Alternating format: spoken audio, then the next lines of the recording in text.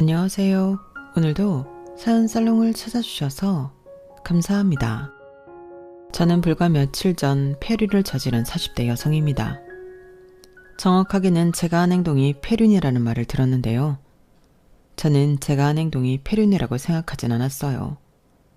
폐륜은 직계존속을 모욕하는 것이라고 생각했거든요. 그런데 국어사전을 보니 폐륜이라는 것은 인간으로서 마땅히 여겨야 할 도리에 어그러진 것 또는 그 현상을 말하더라고요. 그래요. 그럼 어쩌면 전 폐륜을 저지른 것일지도 모르겠지만 그렇다고 하기엔 전 조금 억울했어요. 그리고 제게 그런 말을 한 사람은 다름 아닌 남편이었어요. 저는 남편이 제게 그런 말을 할 줄은 전혀 몰랐죠. 폐륜이라니 너무 모욕적인 말이잖아요. 그래서 오늘 사연을 보냅니다. 제가 정말 폐륜을 저지른 건지 잘 한 번만 들어봐 주세요. 남편을 처음 만난 건 제가 중학생이었을 때예요. 사실 남편이 제 친오빠의 친구거든요. 고등학교 친구요. 남편은 저희 집에 자주 놀러 왔어요. 저희 집이 엄마 아빠가 식당 일을 하셔서 집이 아주 비어 있었거든요. 남편만 올 때도 있었고 다른 친구들과 함께 올 때도 있었어요. 하지만 남편은 꼭 왔었죠. 저는 고등학생 때까지 남편을 짝사랑했어요. 왜냐하면 남편은 오빠 친구들 중에서도 제일 잘생겼고 올 때마다 과자나 초콜릿을 사오는 등 다정한 사람이었거든요. 그리고 11월 11일 빼빼로데이가 되면 어김없이 빼빼로를 제게 주었죠. 그게 누구로부터 받은 것인지 아닌지는 제게 중요하지 않았어요. 남편이 주었다는 사실이 더 중요했죠. 그리고 저와 오빠 남편 이렇게 셋이 컴퓨터 게임을 할 때도 있었어요. 그럴 때면 남편은 일부러 게임을 져주었죠. 그게 다 티가 났어요. 그래서 저는 남편이 집에 오는 날만 기다렸어요. 오빠만 집에 들어오는 날이면 서운하기도 했어요. 은근슬쩍 남편은 뭐 하는지 어디에 있는지 오늘은 왜 우리 집에 안 왔는지 오빠에게 묻기도 했죠. 티가 날 법도 한데 다행히 저희 오빠는 궁금해하질 않았어요. 그리고 제가 18살이던 해의 발렌타인데이였어요. 그때 저는 손수 만든 초콜릿을 남편에게 주었죠. 남편은 기쁘게 봤더니 그게 전부였어요. 그 어떤 말도 그 어떤 행동도 없었죠. 뭐 그럴 수밖에 없었어요. 남편은 저를 매번 친구의 동생으로만 생각하고 대했으니까요. 저는 남편의 반응을 나름 기대했어서 많이 실망했어요. 심지어 남편은 저에게 초콜릿을 받은 걸 오빠한테도 얘기하지 않은 것 같았어요. 친구들끼리 우스갯소리로 할 수도 있는데 전혀 말하지 않은 것 같았죠. 그래서 저는 완전 거절이구나 생각했고 그 이후로는 짝사랑만 했어요. 남몰래 뒤에서 남편을 좋아했죠. 그건 남편이 성인이 되어 처음 여자친구가 생겼을 때도 마찬가지였어요. 마음은 아팠지만 좋아하는 마음은 쉽게 식지 않더라고요. 하지만 몸이 멀어지면 마음도 멀어진다고 하잖아요. 남편이 군대에 가서 저희 집에 놀러 오지 못하게 되고 그때 저희 오빠가 군대에 가서 면회조차 갈 수 없게 되면서 좋아하는 마음은 착각처럼 사그러들었어요. 그 당시 저는 이미 성인이었기 때문에 저도 저 나름대로 연애를 시작하기도 했고요. 그렇게 다시 평범한 오빠 동생 사이가 되었죠. 남편이 제대를 하고 오빠도 제대를 한 뒤에 남편은 다시 가끔 저희 집에 놀러 왔는데요. 전과는 많이 달랐어요. 오랜만에 얼굴을 봐서 반갑긴 했지만 떨리거나 그립거나 하진 않았어요. 아마 그때 저도 남편도 각자 애인이 있었기 때문이었는지도 모르겠네요.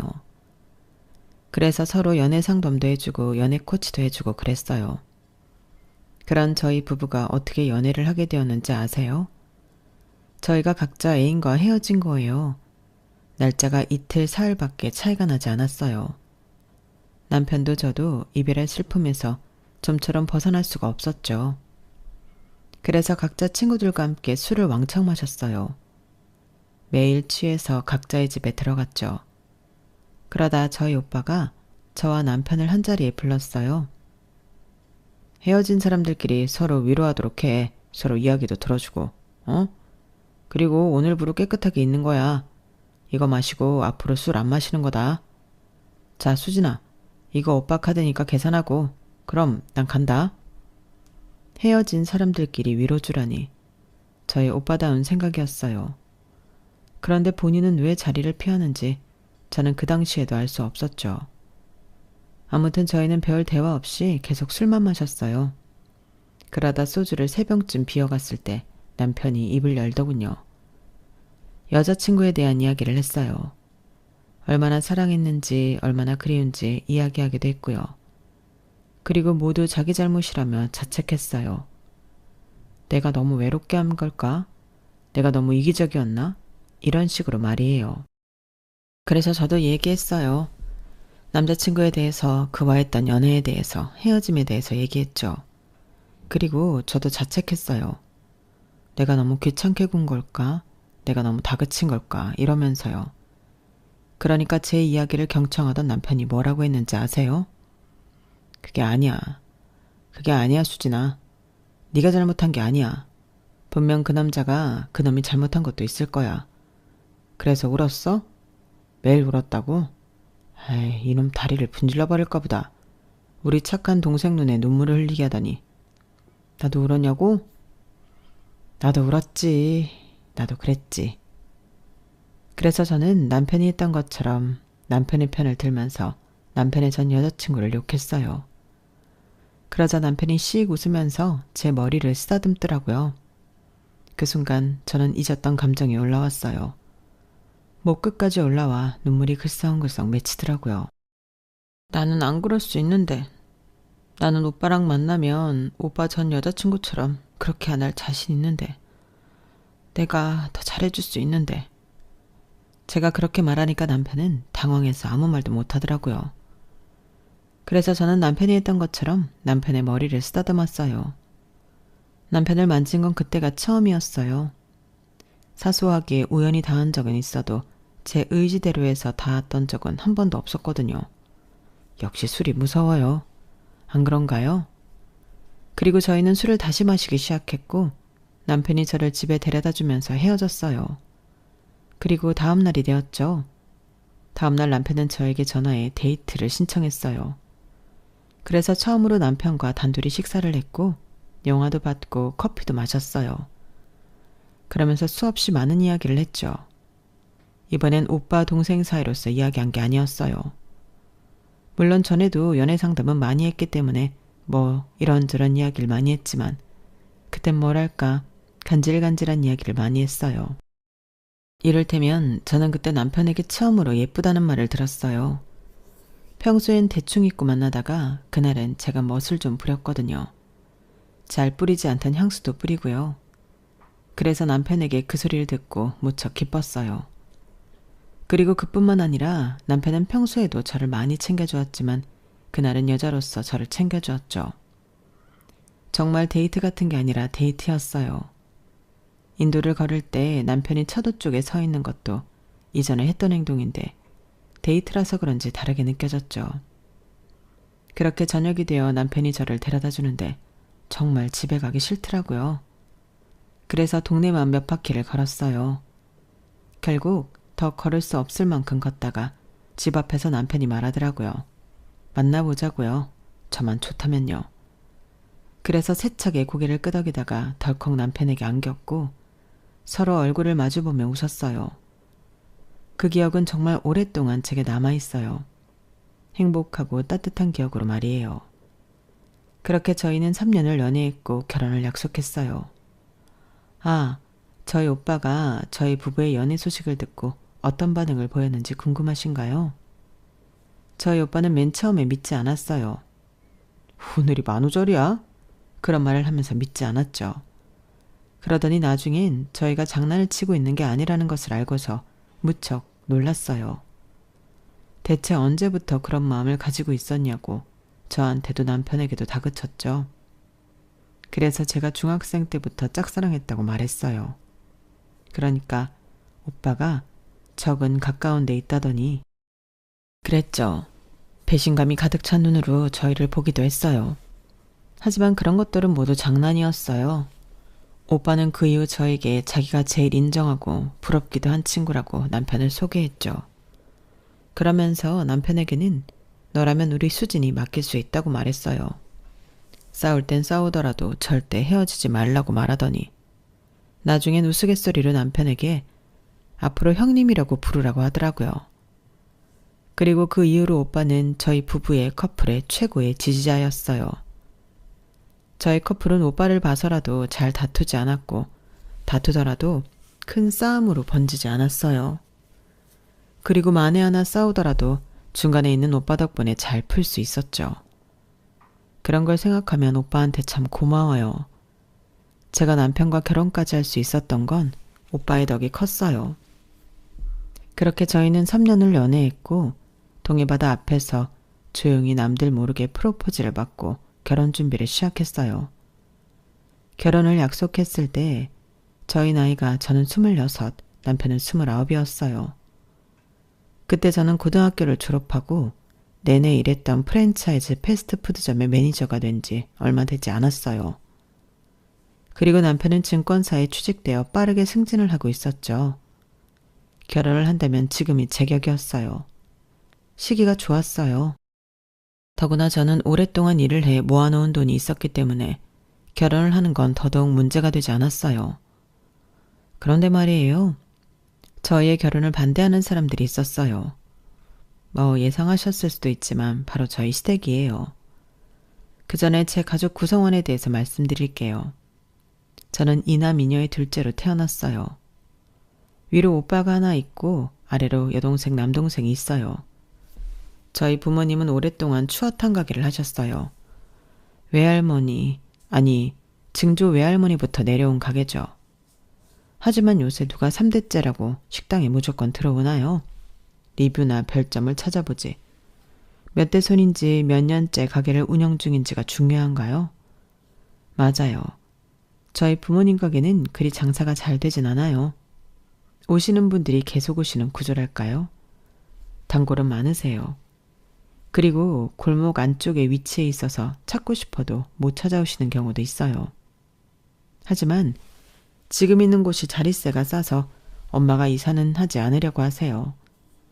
그런 집에 애가 넷이니 누구는 무언가를 포기하고 누구는 무언가를 해야 하고 그런 일이 부지기수였죠.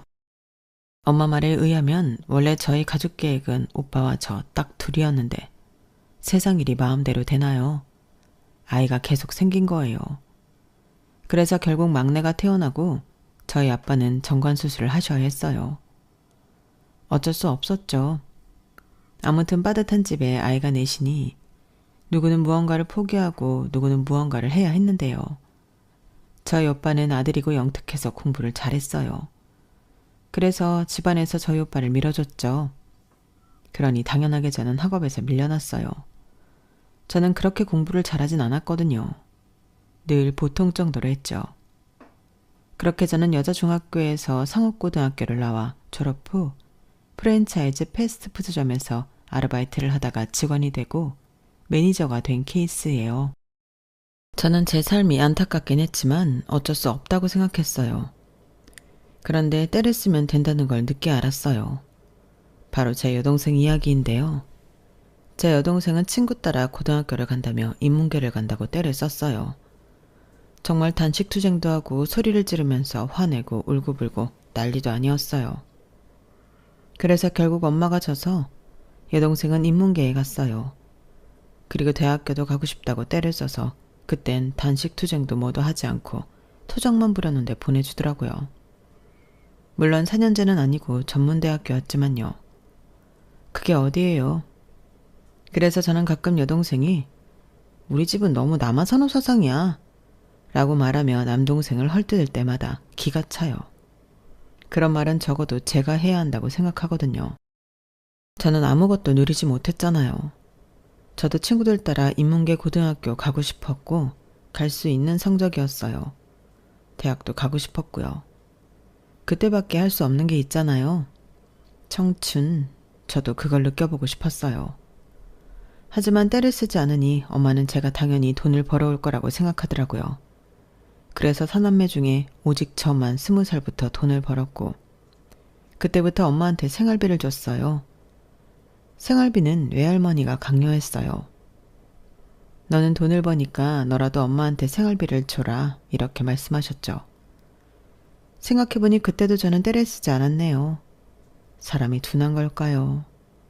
가끔 저는 저를 되돌아보면 좀 바보 같기도 해요. 그래서 제가 상업계 고등학교를 나와서 제가 대학엔 발도 못 붙인 고졸이라서 시댁은 저를 반대했어요. 시댁에서는 저를 공부 못하는 꼴통이라고 생각했고 저희 집안은 애 하나 공부도 못 시키는 가난뱅이라고 생각했어요. 게다가 제 직업이 반반하지 않다고 생각하셨죠. 거의 저를 백수보다 더 하찮은 직업을 가진 사람처럼 대하셨어요. 그게 눈빛으로 손짓으로 다 티가 났고 시댁은 그런 말을 제게 하기도 했어요. 더구나 시어머니는 제게 이런 말을 했죠. 내가 우리 경준이 어떻게 키웠는지 알면 기겁하고 도망갈 텐데 어디 한번 말해줘요? 내가 우리 경준이를 어르고 달래 공부시켜서 이 동네에서 제일 좋은 중학교, 제일 좋은 고등학교, 제일 좋은 대학교에 보낸 사람이에요. 우리 경준이가 어디 대학교 나왔는지 아가씨도 알죠? 내가 얘 공부시킨다고 도시락 싸들고 쫓아다녔다고. 이게 다 무슨 소린 줄 알아요? 나 우리 경준이한테 투자했단 소리예요. 뭘 위해 투자했겠어? 우리 경준이 결혼하고 애 낳고 잘 살도록 하기 위해서 투자한 거겠죠? 그런데 아가씨, 상업계 고등학교 나와서 대학도 못 가고 지금 어디서 뭐 한다고? 내가 좀 기가 차. 지금 아가씨한테 기름 냄새 풀풀 나는 거 알아요? 그리고 그런 저급한 음식을. 아니, 어쩌다가 우리 경준이가 이런 아가씨랑 놀아놨지? 대체 어디서 어떻게 만난 거예요? 뭐? 친구, 오빠였다고? 아니지. 오빠 친구? 수호. 그 멀쩡한 애한테 아가씨 같은 동생이 있었다고요?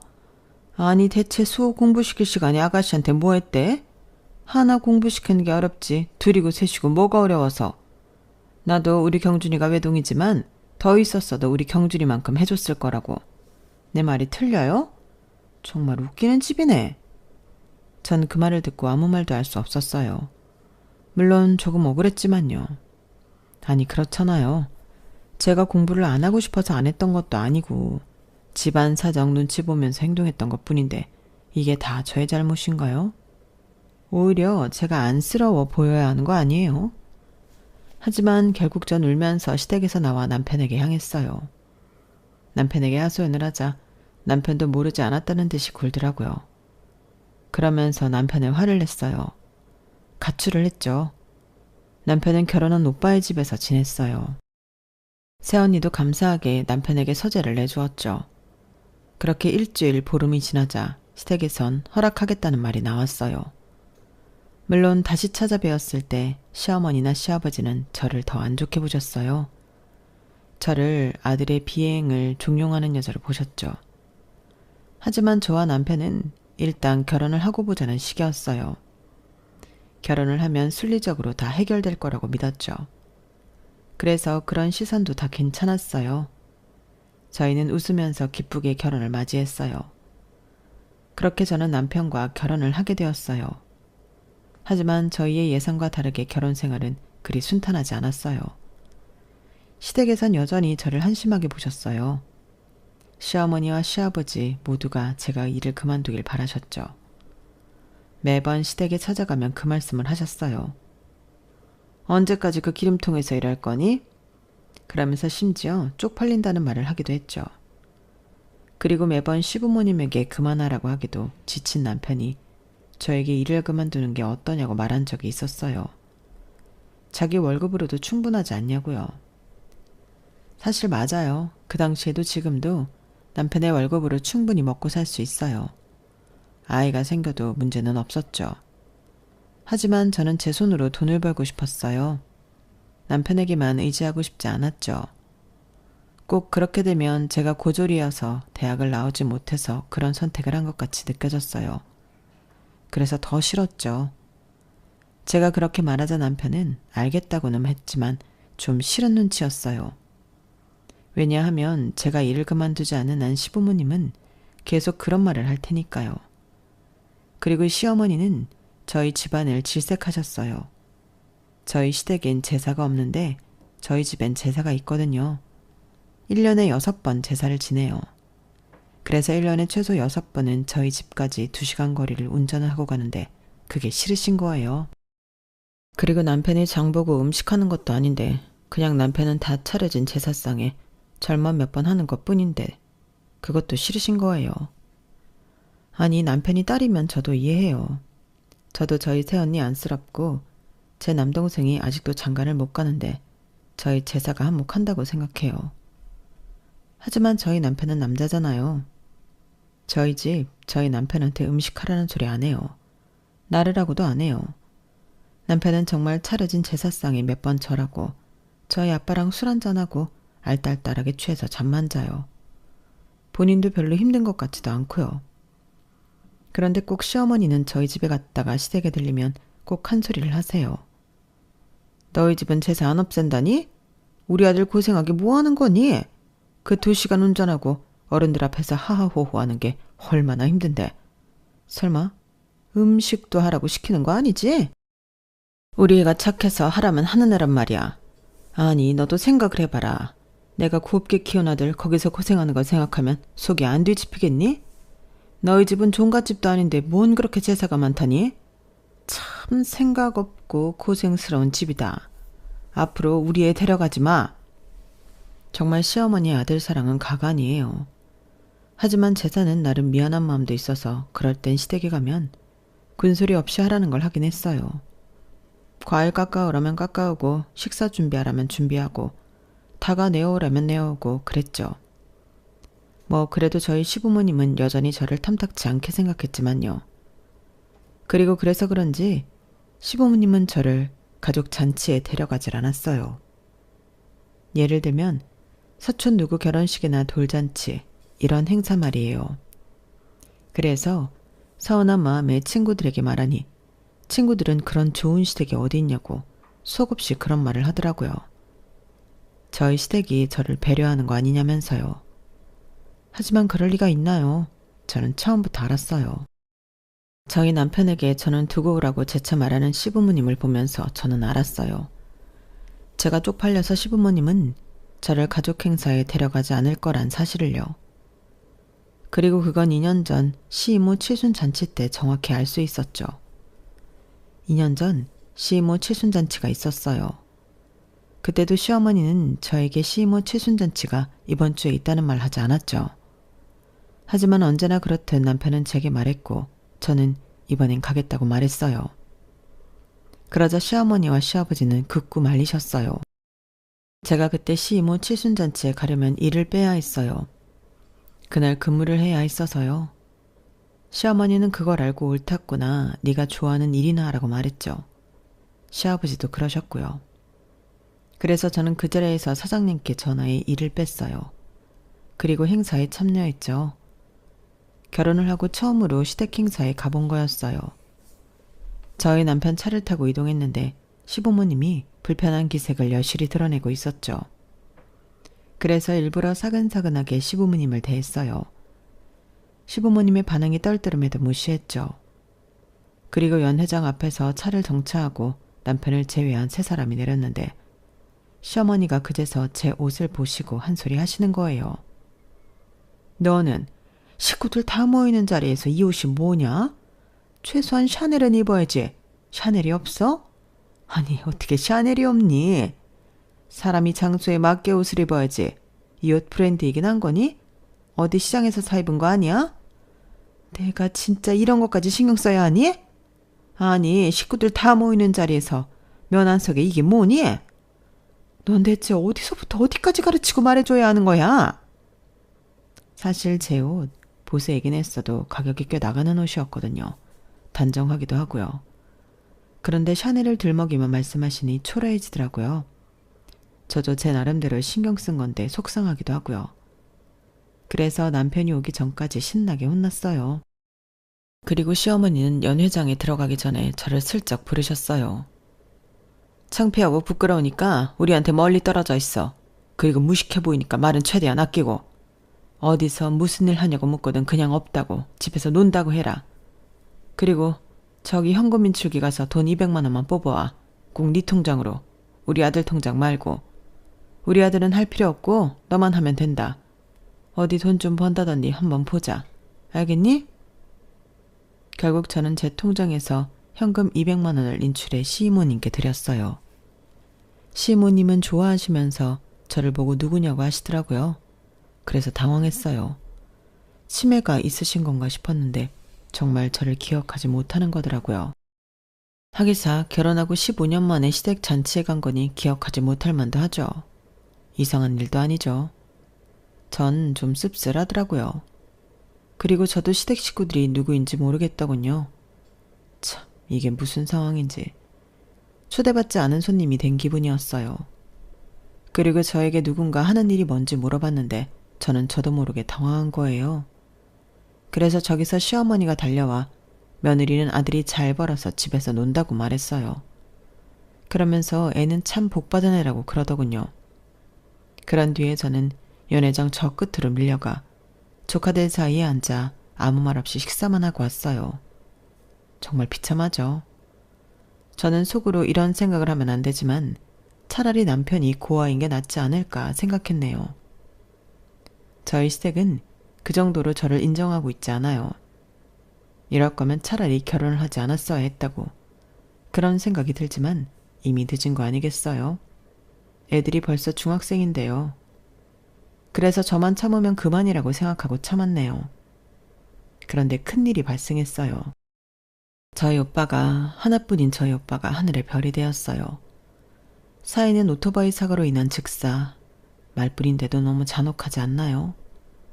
저는 그 말을 전해 듣고 믿을 수가 없었어요. 저희 오빠는 원래 경찰이었어요. 불과 5년 전까지만 해도 그랬죠.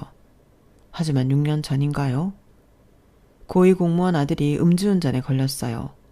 아니, 음주운전으로 인명사고를 냈죠. 사람이 죽었거든요. 사고가 접수되고 오빠가 출동했는데 사고 조사를 하는 중에 전화 한 통이 왔어요. 사고자의 아버지인 사람이었고 전화로 간단히 몇 천만 원을 줄 테니 사건 종료시키라는 말을 했어요. 저희 오빠는 그 전화를 받고 그냥 끊었어요. 그리고 한 통 더 전화가 왔는데 완전히 무시했죠. 그래서 결국 사고자는 징역형을 받았어요. 그런데 문제는 그 다음이에요. 그 후 오빠는 직장 내 왕따를 당했고 업무 평가를 한 번도 낮게 받은 적이 없는데 팀 내 최하위였죠. 오빠는 그 변화와 결과를 보고 청탁을 거절했기 때문에 본인에게 이런 일이 생겼다는 것을 예측했어요. 오빠는 무척 혼란스러웠어요. 이런 일은 처음이었거든요. 청탁을 받은 일이야 있긴 했지만 거절했다고 이런 후폭풍이 온 적은 없었어요. 오빠는 청렴을 추구해야 하는 경찰이 이래도 되냐고 사장에게가 화풀이도 하고 동료들에게 대체 왜 이러냐고 호소도 해봤어요. 하지만 달라지는 건 없었죠. 모두 오빠를 안타까워하면서 무시하고 혹은 어리석다고 생각하는 사람들도 있었죠. 사실 오빠는 인간관계를 굉장히 중시하고 좋아하는 사람이어서 엉망이 된 업무평가보다도 관계가 망가진 게 더 힘들었을 거예요. 새언니 말로는 오빠가 잘 마시지도 않던 술을 자꾸 찾았다고 해요. 매일 술을 마시고 마시지 않으면 잠을 못 잤어요. 그리고 잠을 자더라도 자주 깨고 화장실에서 냉장고 앞에서 멍하니 있기도 했어요. 그러다 결국 새언니의 도움으로 오빠는 사표를 썼어요. 그리고 친한 친구의 치킨집을 인수했죠. 그게 5년 전 일이네요. 그때 오빠가 치킨집을 인수했을 때 제가 화분도 2개나 사다 주고 했는데 이젠 꿈 같네요.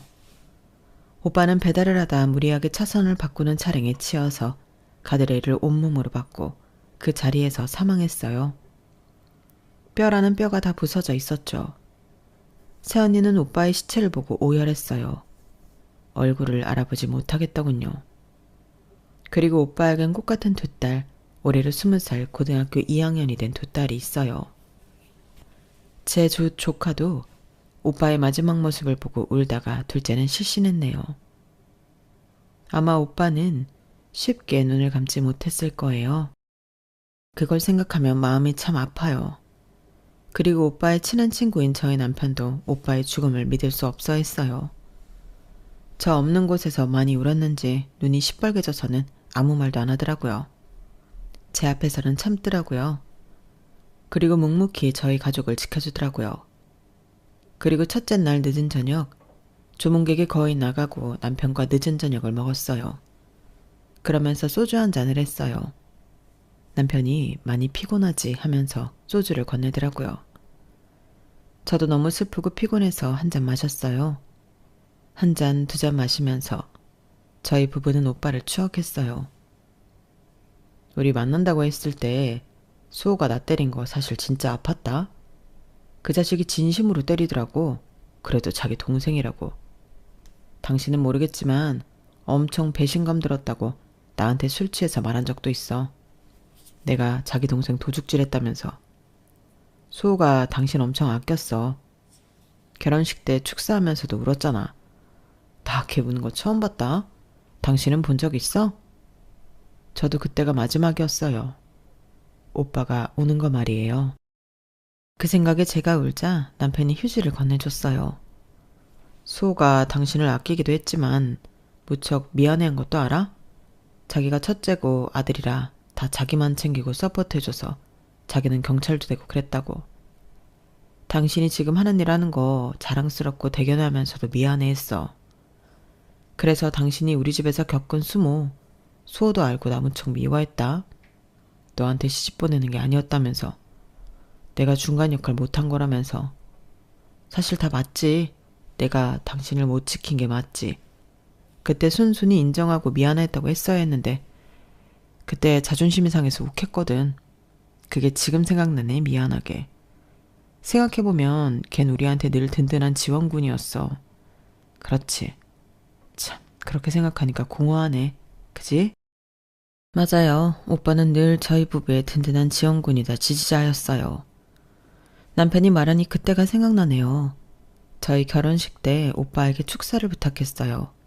부끄러워하더니 A4를 꽉 채워왔더라고요. 그리고 한자 한자 읊는데 저는 이미 눈물이 나서 화장이 다 지워졌고 남편도 글썽였죠. 우는 하객들도 있었어요. 그때 오빠에 대한 고마움은 무엇과도 비교할 수 없어요. 너무 고마웠어요. 그런데 그걸 전했었나? 기억이 안 나더라고요. 그리고 저는 몰랐어요. 오빠가 저한테 늘 미안함을 가지고 있다는 걸요. 그냥 오빠가 우리 가족에 대해 어떤 생각을 갖고 있는지 몰랐어요. 이제 알게 되어서 얼마나 미안하고 속상하던지 눈물이 계속 나더라고요. 그렇게 밤새도록 남편과 오빠를 추억했어요. 그리고 저는 옆에서 이런 이야기를 해주고 들어주는 남편이 고마웠어요. 남편이 없었다면 그때를 버티기 힘들었을 거예요. 그리고 다음 날이 되었어요. 오후쯤 되어서 시부모님이 오셨어요. 그런데 시어머니가 하얀 블라우스를 입고 오셨더라고요. 샤넬 로고가 박힌 블라우스요. 어디를 다녀오셨나 싶어서 물어보니 집에서 왔대요. 요새 그런 게 무슨 의미가 있니? 와준 게 고마운 거 아니야? 그것도 그래서 일단 조문을 받았어요. 그런데 저를 안아시고 곧장 돈본투를 넣으셨어요. 그러면서 저희가 시부모님이 절하기를 기다리고 있는데 시어머니가 호호 웃었어요. 저희가 교회를 다녀서요. 절은 안 해요. 무릎도 요새 안 좋고. 그래서 분위기가 싸해졌는데 남편이 시부모님을 데리고 식사 자리로 갔어요. 저도 그래서 따라갔죠. 그런데 시어머니가 남편이 안내한 자리가 아니라 긴 테이블 앞에서 술을 세어보더라고요. 하나, 둘, 셋 이렇게요. 그러더니 거기에 앉으시겠대요. 시간이 손님이 몰릴 시간도 아니고 그래서 거기에 앉도록 했어요. 그리고 식사를 준비해주는 종업원이 왔는데 시어머니가 12개를 준비해달라고 하는 거예요. 어머니 왜 12개예요? 놀란 종업원 옆에서 제가 모른 이 시어머니는 손님이 더 온다는 거예요. 그리고 10분도 지나지 않아 등산복을 입은 사람들이 우르르 들이닥쳤어요. 제가 저분들은 누구냐고 물었어요. 아니, 내가 등산 모임 회장이잖아. 그런데 내가 요새 무릎이 안 좋아서 등산을 못 가졌니? 그래서 미안해서 식사나 대접하려고 했는데 딱 이 근처 산에서 오늘 등산한다지 뭐니. 괜찮지? 여기 다들 잘 타고 내려왔어? 시어머니 말이 끝나자마자 등산복을 입은 사람들이 저에게 반갑게 인사를 했어요. 시어머니는 저를 며느리라고 소개하고 사람들을 자리에 앉혔죠. 아가, 술이랑 물 좀 가지고 올래? 이왕이면 시원한 걸로. 그래서 제가 여기 상갓집이라고 혹시 모르시는 거냐고 했는데 시어머니가 냉장고 앞에서 오빠 영정사진을 향해 턱짓을 했어요. 내가 그걸 왜 몰라? 방금 주문도 했잖아. 그리고 네가 이럴 때 아니면 언제 나한테 도움이 되겠니? 그러면서 술과 물을 가지고 알록달록한 사람들 쪽으로 가는 거예요. 보니까 시아버지도 옳았구나 하하 웃으며 술을 마시고 계셨어요. 그리고 새언니가 제게 다가왔죠. 박 인상을 쓴 채로 저에게 봉투를 주는 거예요. 거의 던지듯이요.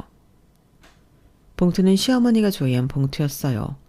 시부모님 이름이 적혀 있었죠. 제가 이걸 왜 꺼내왔냐고 새언니를 쳐다봤어요. 그런데 새언니가 무척 화가 난 표정을 지었어요. 이거 빈 봉투야. 봐봐. 빈 봉투라고. 내가 정말 어이가 없어서. 대체 아가씨를 뭘로 보길래, 아니 우리 집안 사람들을 뭘로 보길래 저러는 거야? 지금 저 회식 자리는 뭐고? 아가씨, 지금 나랑 장난해? 지금 여기 아가씨 오빠 장례식이야. 그것도 호상이야? 지금 내 꼬락선이 안 보여? 나 지금 죽겠다고. 안 그래도 지금 폭발할 것 같고 죽을 것 같은데. 대체 왜 이러는 거야? 지금 당장 저 사람들. 새언니가 더 이야기하려는데 시어머니가 저희 쪽으로 왔어요. 술을 한잔 하셨는지 술 냄새가 폴폴 나더라고요. 어머, 이쪽이 네 시언니 맞지? 얼굴이 수척하네. 뭐라도 먹었어요? 이럴 때일수록 잘 먹어줘야 해. 그런데 안쓰러워서 어떡해? 딸만 둘이더만. 한순간에 애비 일어서 어쩌면 좋아. 결혼식 때 누구 손잡고 들어갈 건데? 설마 우리 아들 아니지? 농담이야, 농담. 그래도 혹여나 우리 아들 손은 안 돼요. 남의 딸 손을 잡을 이유 없지. 그리고 우리 수호, 나도 어릴 때부터 봤지만 애가 참 바르고 싹싹했어. 인사도 참 잘하고. 그치? 그래도 공부는 우리 아들이 잘했지. 운동도 우리 아들이 더 잘하고. 수호가 옆에서 힘들었을 거야. 그래도 잠깐이나마 족복상 우리 아들보다 높은 사유리여서 좋았으려나? 난 정말 자존심 상했는데. 우리 아들이 자기보다 공부는 못하고 잘 벌지도 못하는 친구한테 형님 형님 해야 돼서 말이야. 어머, 너희 엄마 찾아왔니? 참 어쩌면 좋아, 안쓰러워서. 그리고 저희 부모님이 오셨어요. 아마 저희가 모여 있어서 무슨 일 있나 오신 모양이에요. 걱정스러운 표정이셨거든요. 그리고 시어머니가 새언니를 지나쳐 저희 부모님 손을 각각 잡았어요. 아휴, 자식 잃은 슬픔은 무엇으로 비교할 수가 없다는데 어쩝니까? 그것도 젊은 나이에, 그쵸? 그러니까 오토바이는 사람 탈게 못 된다니까. 그래도 살아노르는 아직 셋이나 남았으니까 너무 슬퍼 마세요. 저는 시어머니 말에 기겁을 하고 시어머니를 저희 부모님에게서 떼어내고 저희 가족들을 모두 보냈어요. 그리고 시어머니에게 이게 대체 무슨 짓이냐고 화를 냈죠. 도저히 참을 수가 없었어요. 그러자 시어머니는 시어머니의 손을 잡은 제 손을 찰싹 때렸어요. 내가 뭐 잘못 말했니? 내가 아닌 말했어? 예, 술 취한 사람 지금 말하라. 나 지금 한 병도 안 마셨어. 그리고 따뜻한 말보다 냉철한 위로가 더 좋은 법이야. 네가 나보다 더 살았니? 어디서 훈수야 훈수는? 그나저나 여기 육개장 맛있다고 난리다. 여기 육개장 혹시 한우니? 여기저기 보면 한우는 아닐 것 같지만 좀 낡았다 여기. 대체 얼마 주고 빌렸니? 호상도 아닌데 좀 좋은데 빌리지. 어쨌든 육개장에 든 고기 한우인지 물어봐라. 저는 온몸이 부들부들 떨렸어요. 그리고 시어머니는 제 앞에서 쫑알쫑알 이야기를 하는데 죽겠더라고요. 시어머니가 입고 있는 하얀 블라우스 목 부분에 달린 대왕 리본이 살랑살랑 움직이는 게 멀미가 날 것 같았어요. 저는 결국 서빙을 하러 움직이는 종업원을 멈춰 세우고 육개장을 오른손으로 잡았어요. 확인해 드릴게요. 그리고 주르륵 저보다 키가 작은 시어머니 위에서 육개장을 부었죠. 방금 데워져 뜨거운 육개장이 시어머니의 머리부터 발끝까지 뚝뚝 흐르는 걸로 모자라 샤넬 로고가 반짝이는 블라우스를 엉망으로 만들었어요. 시어머니는 방방 뛰면서 소리를 질렀고 저를 노려봤어요.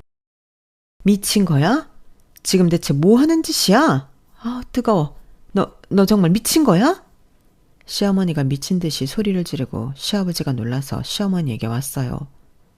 그리고 오신 손님들이 모두 저희를 보고 있었죠. 시아버지가 저에게 손가락질을 하며 호통을 쳤어요. 그리고 저는 빈 그릇을 시부모님에게 던지고 썩 사라지라고 말했죠. 그런데 언제 왔는지 저희 남편이 제 손목을 잡더라고요. 제가 이거 놓으라고 애를 쓰는데 좀처럼 풀어지지 않았어요. 그리고 남편이 화를 냈죠. 당신 지금 대체 뭐 하는 짓이야? 아무리 화가 나도 이 뜨거운 육개장을 어떻게 사람한테 부어? 이거 살인행위야. 적어도 폐륜이라고. 당신 왜 이래? 살인행위라고요? 폐륜이라고요? 그럼 그 전에 시부모님이 제게 한 행동은 대체 뭐죠? 뭐라고 설명할 수 있나요? 뭐? 살인행위? 폐륜? 지금 말 다 했어? 그럼 이제껏 17년 결혼생활 동안 당신 엄마 아빠가 나한테 한 짓은 정서적 학대인가? 가정폭력인가? 학대가 폭력이 이젠 물리적인 것만 있는 거 아닌 거 알지? 고작의 육개장? 지금 나랑 농담해? 지금 누구 편을 드는 거야? 그러자 남편은 아무리 그래도 제 시부모님이라고 정신 차리라고 사과하라고 하는 거예요. 아니, 나는 절대 사과 못해. 내가 존중받지 못할 만큼 돌려줄 거야. 오늘부터 지금부터 나랑 한 약속이야. 내가 죽은 우리 오빠를 봐서라도 그렇게 할 거야. 그리고 남편이 제 어깨를 잡고 마구 흔들자 새언니가 남편의 머리통을 향해 물병을 던졌어요.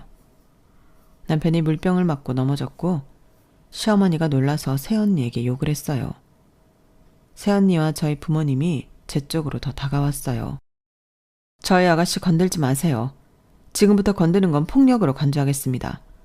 저도 알아요. 저희 아가씨 고졸이라고 햄버거 가게에서 일한다고 무시하는 거 다 알아요. 저희 가족 모두 압니다. 그래도 가만히 있었던 건 아가씨가 좋아하는 사람이니까, 아가씨가 선택한 가족이니까 가만히 있었어요. 하지만 도가 지나치시네요. 오늘 하는 것 보니 사이즈가 딱 나와요. 저희 아가씨한테 어떻게 하셨을지 다 보입니다. 지금 저는 우리 아가씨가 미련해 보일 지경이에요. 대체 이런 집구석이 뭐가 좋아서 참고 버틴 건지 더러워요. 댁들은 뭐 얼마나 고상하다고. 지금 아줌마 블라우스 꼬라지가 딱 아줌마 꼬라지예요. 샤넬이면 뭐합니까? 얼룩투성이에다 지워지지도 않는데. 그리고 엄마가 제 손을 잡고 저를 뒤로 숨겼어요. 저희 딸 이제 그 집에 안 보내겠습니다. 그 귀한 아들만 데리고 가세요. 저희한테 그쪽 아들 필요 없습니다. 별 도움도 안 됐고요. 무슨 말인지 모르시겠어요? 이혼시키겠다는 소리입니다. 그러자 시어머니가 고래고래 소리를 질렀어요. 그리고 결국 남편이 흥분한 시어머니와 시아버지를 데리고 식장 밖으로 나갔죠. 그런데 웃긴 건 그 이후로 남편이 다시 장례식장으로 그리고 집으로도 돌아오지 않았다는 거예요. 저희 부부는 처음으로 별거를 했어요. 저는 이대로 이혼하는 게 아닌가 싶기도 했어요. 하지만 애들을 봐서라도 그건 맞고 싶어서 계속 연락을 취했죠. 일주일이 지나서야 남편은 연락이 됐어요.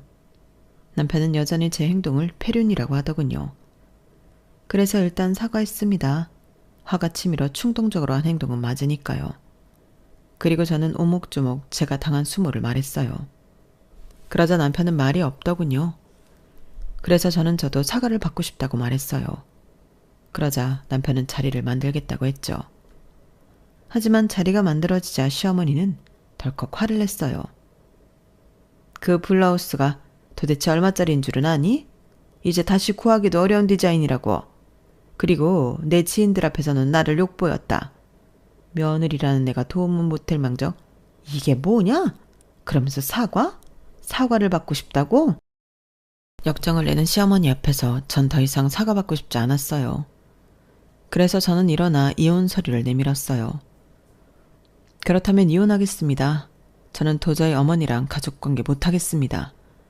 제 애들을 봐서라도 이혼은 참고 싶었는데 안 되겠네요. 지금 당장 찍어. 그러자 시어머니는 뒷목을 잡고 쓰러졌고 남편은 어쩔 줄 몰라 했어요. 저는 잠자코 기다리다 서류 작성되면 연락달라는 말을 남기고 자리를 나섰어요. 그러자 남편이 뒤쫓아 오더군요. 미안하다고 했어요. 그러니 이혼만은 말아달라고요. 애들을 봐서라도 참아달라고요. 그래서 저는 너희 부모 버리고 오면 받아주겠다고 했어요. 저는 도저히 이대로 못 산다고요. 제 오빠를 봐서라도 절대 못 산다고요. 그러니 남편은 한숨을 푹푹 쉬다가 알겠다고 했어요.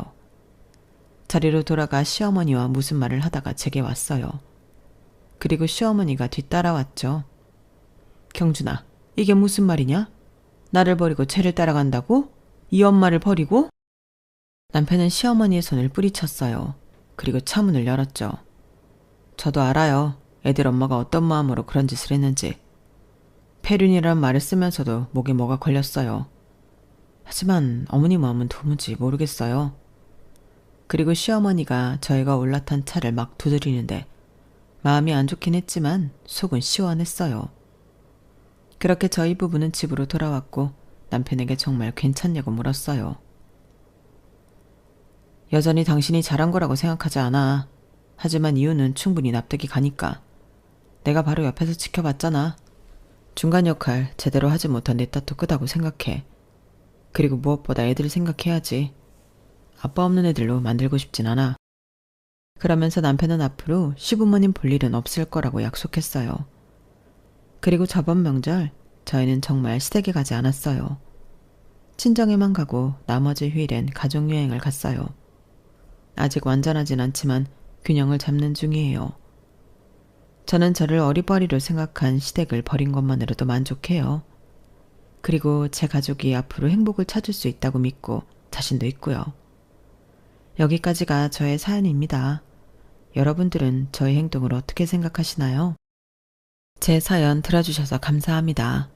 여러분의 가정에는 행복과 행운이 가득하시길 바랍니다. 여러분, 사연 댓글에 응원과 현명한 조언 부탁드려요. 좋아요와 구독은 저에게 큰 힘이 됩니다. 오늘도 좋은 일 가득하세요.